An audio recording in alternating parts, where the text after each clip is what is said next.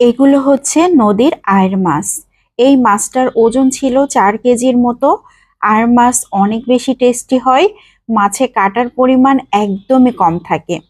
আমি লবণ দিয়ে দিচ্ছি আধা চা চামচ, হলুদ গুঁড়ো আধা চা চামচ, লাল মরিচের গুঁড়া দিয়ে দিয়েছি 1 চা চামচ, সামান্য একটু সয়াবিন তেল দিয়ে দিয়েছি যাতে লবণ হলুদগুলো খুব ভালোভাবে মাছের সাথে মাখানো যায়। এই পর্যায়ে সামান্য তেল দিলে লবণ হলুদটা যেমন মাখানো যাবে, আবার হলুদের আলগা গন্ধটাও কিন্তু থাকবে না। খুব ভালো করে মাখিয়ে নিয়েছি। এখন একটা সাইডে রেখে দিচ্ছি। চুলাতে একটা প্যান বসিয়ে দিয়েছি, সেখানে 3 টেবিল চামচের মতো সয়াবিন তেল দিয়ে দিচ্ছি। তেলটা যখন গরম হয়ে গিয়েছে তখন একে একে মাছগুলোকে দিয়ে দিচ্ছি। আর মাছ এমনিতেই অনেক নরম টাইপের, কাটার পরিমাণ কম, এই জন্য একটু ভালো করে ভেজে নিয়ে রান্না করলে সব থেকে ভালো হয়। আমি একটু কড়া করেই ভেজে নিব উল্টে পাল্টে। একটা সাইড হয়ে গিয়েছে, আমি উল্টে দিয়েছি। আর এই মাছে তেলের পরিমাণ অনেক বেশি হয়, এই কারণে মাছগুলো খুবই নরম থাকে। মাছ ভাজা হয়ে গিয়েছে, এখন আমি তেল ঝরিয়ে উঠিয়ে নিচ্ছি। সবগুলো মাছই আমি একই রকম ভাবে ভেজে উঠিয়ে নিয়েছি। অবশিষ্ট যে তেল রয়েছে তার মধ্যে আরো 1 টেবিল চামচের মতো সয়াবিন তেল দিয়ে দিয়েছি। পেঁয়াজ কুচি দিয়ে দিয়েছি আধা কাপ, কাঁচামরিচ ফালি করে দিয়েছি 5-6টার মতো, 1/4 চা চামচ করে লবণ হলুদ দিয়ে দিয়েছি।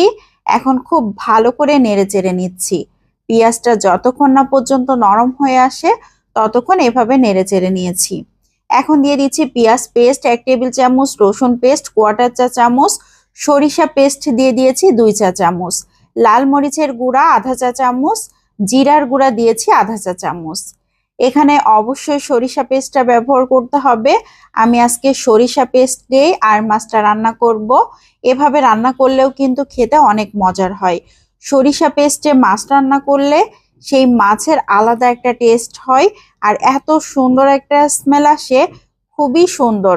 মশলাটাকে খুবই ভালো করে কষিয়ে নিতে হবে। আমি ঢাকনা দিয়ে ঢেকে 3-4 মিনিট রান্না করে নিয়েছি। মশলাটা খুবই সুন্দর কষানো হয়ে গিয়েছে, তেল উঠে আসা মতো হয়ে গিয়েছে। এখন মাছগুলোকে দিয়ে দিচ্ছি। মশলার সাথে মাছগুলো বেশ কিছুক্ষণ নেড়ে চেড়ে নিচ্ছি। এখন এখানে দিয়ে দিচ্ছি পানি। আমি এখানে 1.5 কাপের মতো পানি ব্যবহার করেছি। ঝোলটা যে যেমন পছন্দ সেভাবে রাখতে পারেন, সেই অনুপাতে পানি দিলেই হয়ে যাবে। সব মিলিয়ে আমি 1.5 কাপ পানি দিয়েছি। খুব বেশি ঝোল রাখবো না, গায়ে মাখা হালকা একটা ঝোল রাখবো। ঢাকনা দিয়ে ঢেকে 5-6 মিনিট জাল করে নিয়েছি। খুবই সুন্দর একটা বলক চলে এসেছে। এরই মধ্যে মাছটাও কিন্তু অনেক সুন্দর হয়ে গিয়েছে। এখন এভাবে নেড়ে চেড়ে আরো কিছুক্ষণ ধরে জাল করে নিচ্ছি। আরো 3-4 মিনিট জাল করে নিয়েছি। ঝোলটা দেখেন অনেকটাই শুকিয়ে এসেছে। আবারও একটু নেড়ে চেড়ে উল্টে পাল্টে দিলাম। গায়ে মাখা হালকা একটা ঝোল রয়েছে। এখন সার্ভ করে নিচ্ছি। সরিষা বাটায় আয়ের মাছটা এভাবে রান্না করলে দারুণ টেস্টি হয়। যারা রান্না করে খাননি তারা একবার হলেও টেস্ট করে দেখতে পারেন, আসলেই মজার। এখানে আয়ের মাছের বদলে অন্য কোনো মাছও ব্যবহার করা যাবে, রুই কাতলা দিয়েও করা যাবে। তো আজকের মতো এখান থেকেই বিদায় নিয়ে নিচ্ছি। সবাই ভালো থাকবেন। আসসালামু আলাইকুম।